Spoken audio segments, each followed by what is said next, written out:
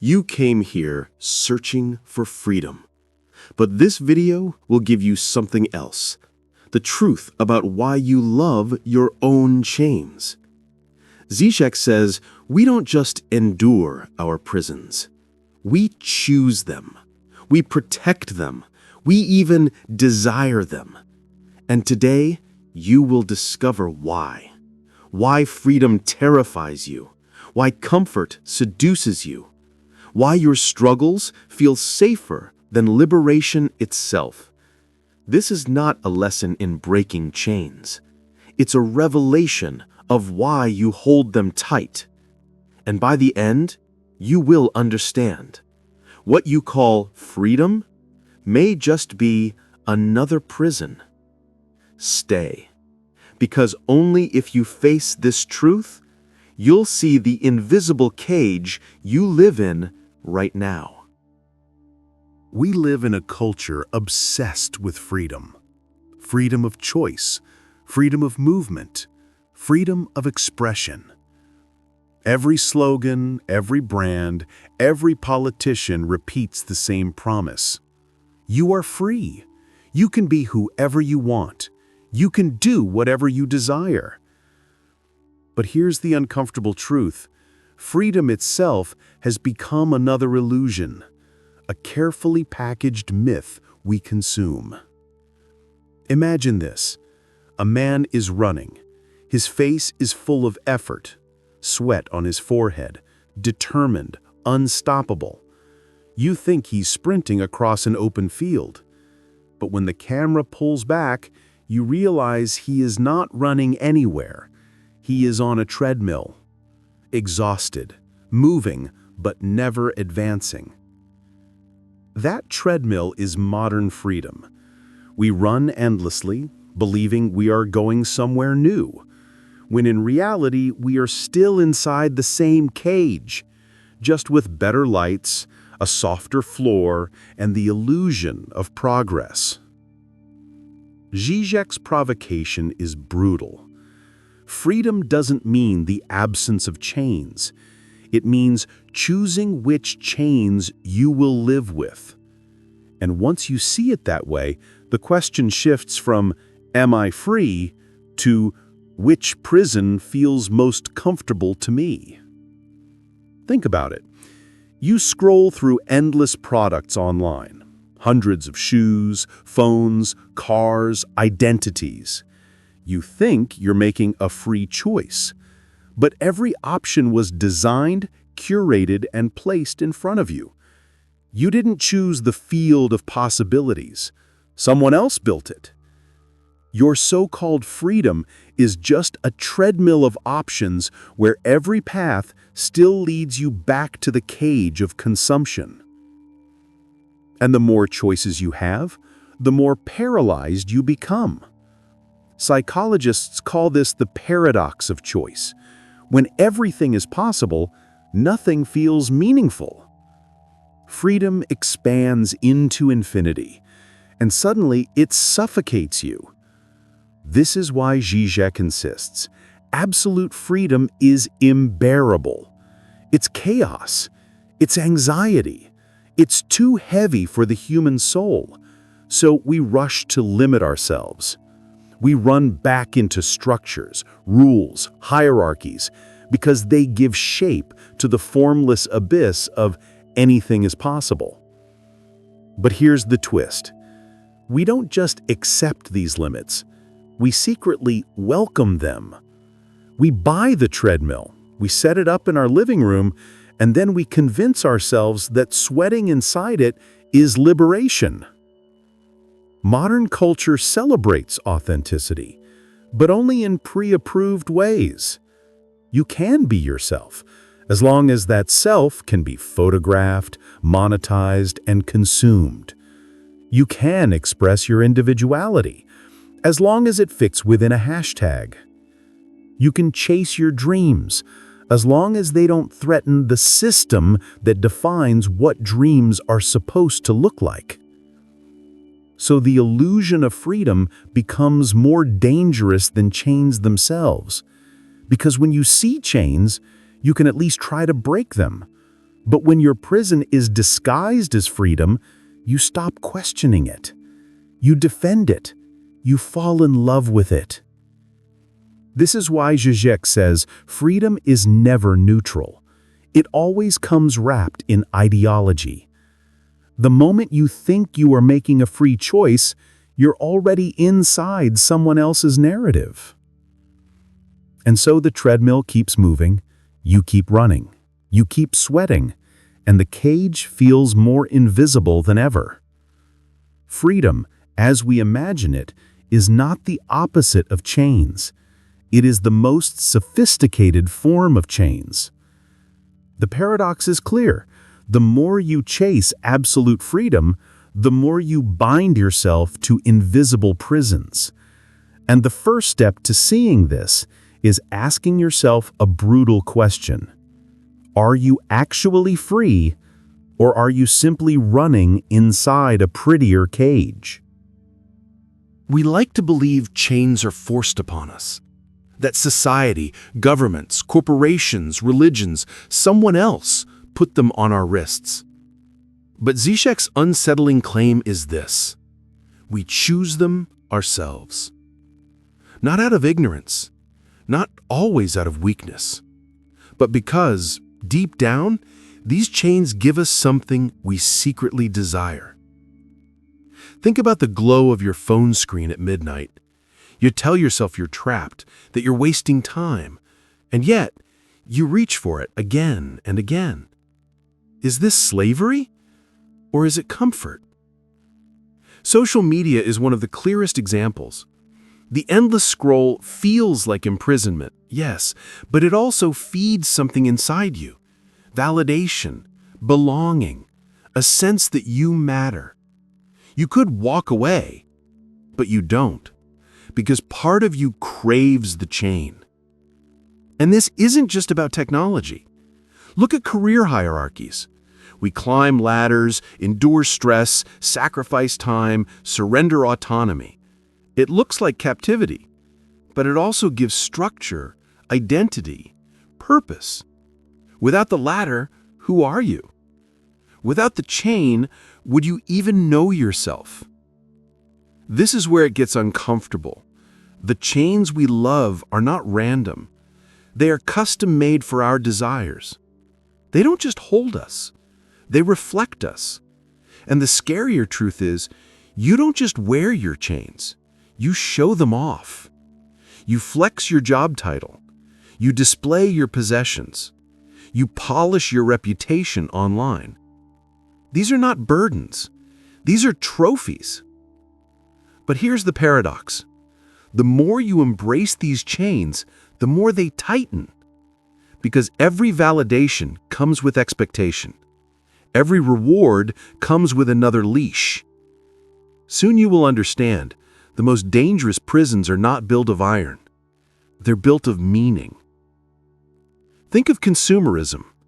We spend money on things we don't need in pursuit of identities we don't fully believe in.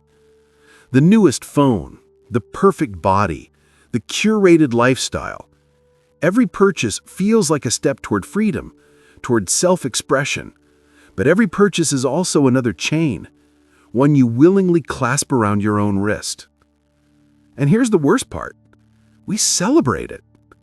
We laugh about our addictions. We turn our exhaustion into memes. We normalize our bondage, transforming it into culture. Slavery disguised as style. Captivity sold as belonging. But that's still not the full picture. Because these chains are not only about control, they're also about safety. To abandon them would mean to face the raw void of choice. And as you'll see soon, that void terrifies us more than the prison itself. So ask yourself, what chains do you not only endure, but secretly protect? We usually imagine prison as pure suffering, dark walls, iron bars, the absence of comfort. But Zizek flips this idea upside down.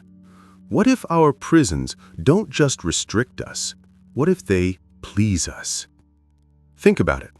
After a long day, you collapse on the couch, open a streaming, and scroll through thousands of curated options. It feels like freedom, infinite possibilities. But you don't watch everything. You don't even want to. The relief comes not from endless choice, but from the fact that someone else has already narrowed the options for you. And here lies the paradox. The cage feels good because it removes the unbearable weight of absolute freedom. When you enter a streaming service, you are not entering a wild forest of infinite possibilities. You are stepping into a well-decorated prison, walls disguised as categories, boundaries disguised as genres. And instead of resenting those walls, you relax inside them. The same happens with rules, schedules, habits. We complain about them, but secretly they hold us together. The ritual of the morning coffee, the discipline of deadlines, the comfort of knowing what comes next. This isn't oppression, this is pleasure, disguised as captivity. Zizek calls this the symptom, the hidden truth revealed by our repeated actions. When you cling to your prison, your symptom is exposed, not the chain itself, but the desire that keeps you tied to it. Soon you will understand, it's not the bars that matter, it's what the bars reveal about you. Think of relationships. People stay in dynamics they call toxic. They complain, they cry, they even plan their escape. But many never leave. Why? Because deep down, the prison offers a familiar rhythm. Better the predictable suffering than the chaos of the unknown. This is the quiet pleasure of limitation. It gives us identity. The diet defines who you are. The routine gives meaning to your days. Even pain becomes proof that you belong to something. And here's the twist. The more we complain, the more obvious it becomes that we are attached. We don't just tolerate these prisons, we need them. But that's not the best part, because once you see the comfort in your prison, you realize it's not simply imposed from the outside. You constructed it yourself. You decorated it. You keep paying rent for it. Our prisons give us relief from the storm of infinite choice. They protect us from chaos. They let us pretend we're free, while secretly giving us boundaries we crave. And the strangest truth? Without some form of prison, we would collapse under the unbearable weight of freedom itself. We imagine chains as heavy objects we can see and touch, but the most powerful prisons are invisible. They live in our pockets, in our screens, in the silent spaces of our minds. Welcome to the digital panopticon. Foucault once described the panopticon, a prison where one guard watches many inmates unseen, making everyone behave as if they were always observed. Žižek updates this for our time. The guard is no longer outside. It lives inside us. Think of social media. You post a picture, you edit the caption, you delete, rewrite, polish. Nobody ordered you to, nobody threatened you, and yet you censor yourself before anyone else can. That's the most efficient prison, when you police your own thoughts. But this is only the beginning. Every click, every pause, every heartbeat of attention is tracked, measured, and sold.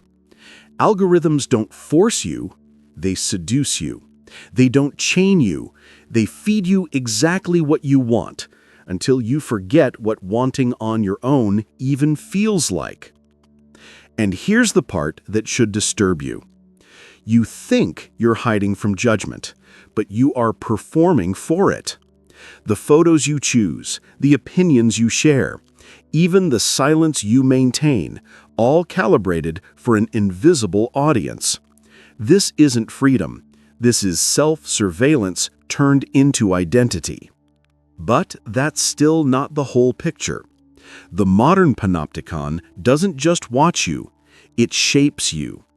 Your feed becomes your worldview. Your notifications become your rhythm. Your profile becomes your mirror. Until one day you realize you don't just live inside the system lives inside you. But pause for a moment and ask yourself, when was the last time you acted without imagining how it would look to others? The last time you spoke not for likes, not for validation, not for performance, but simply because it was true.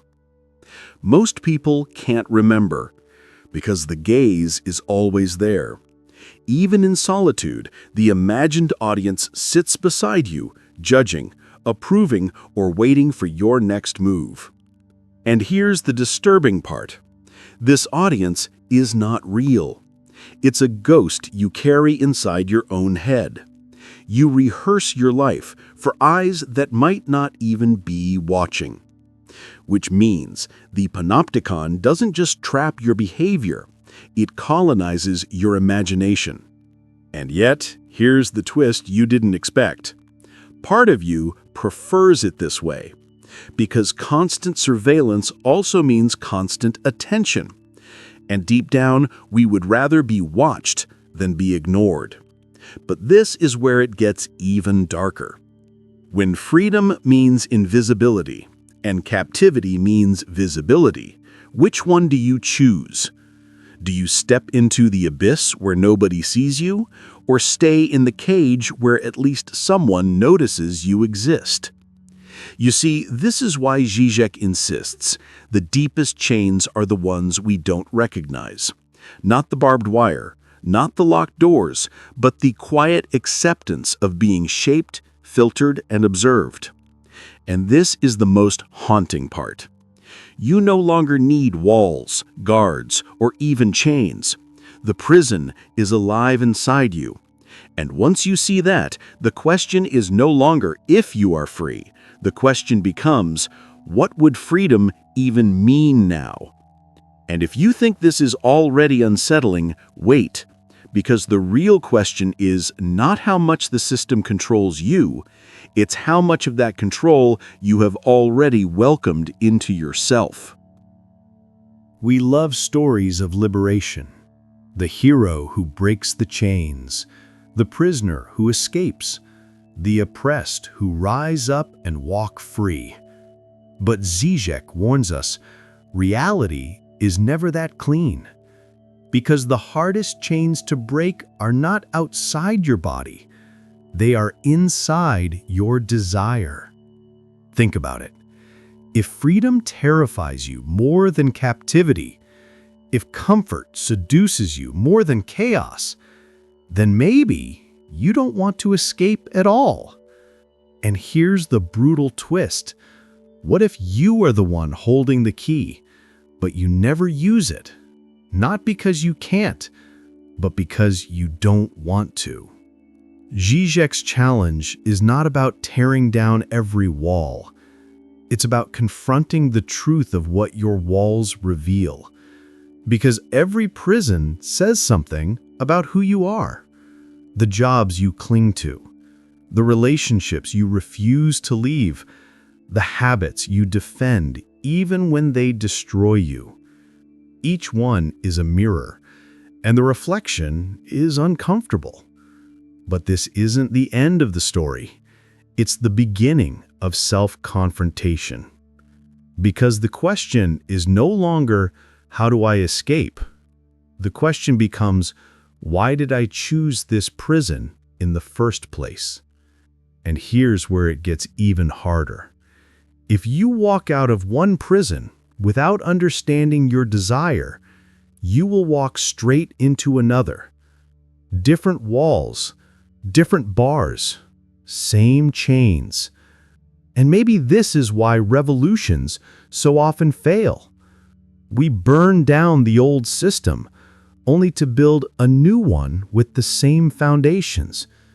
We abandon one relationship only to repeat the same patterns in the next. We change jobs, cities, even identities, but the echo of our desire follows us everywhere. Because the real prison is not the structure. It is the part of you that longs for structure. The part of you that clings to safety, repetition, recognition. And until you face that, you will always rebuild the same walls, even with different bricks. Which means the real act of freedom isn't demolition, it's revelation. So what is freedom, really? Not endless options, not pure detachment, not the absence of boundaries, but the courage to look at the truth of your own desire and admit why you keep choosing the same cages. And if that sounds terrifying, it should, because facing the truth is always harder than blaming the cage. It's easier to say you are trapped than to admit you love your trap. But the best part is still coming, because once you see this, you can no longer lie to yourself. You may still live in chains, but you'll know exactly why they're there. And that self-awareness, painful as it is, might be the first crack in the wall. So the question I leave you with is not, do you want to be free? It's deeper. It's sharper. Do you even know what freedom means to you? Or do you secretly prefer the prison you've built with your own hands? If this moved something inside you, stay. We're building something for those who don't fake it. Subscribe, not just for the content, but for the confrontation. And if this left a wound, maybe it was meant to. Sometimes, the best way to go deeper is to share the pain. Share it. Someone out there still believes they are fighting their chains, still thinks freedom is waiting on the other side of a broken lock. But tonight, they might have seen the darker truth. You don't just endure the cage, you decorate it, you defend it, you call it home. This won't make your escape easier, but it will force you to ask why you keep choosing the same walls. And maybe that's the only freedom worth having. Not running from your prison, but seeing it for what it is.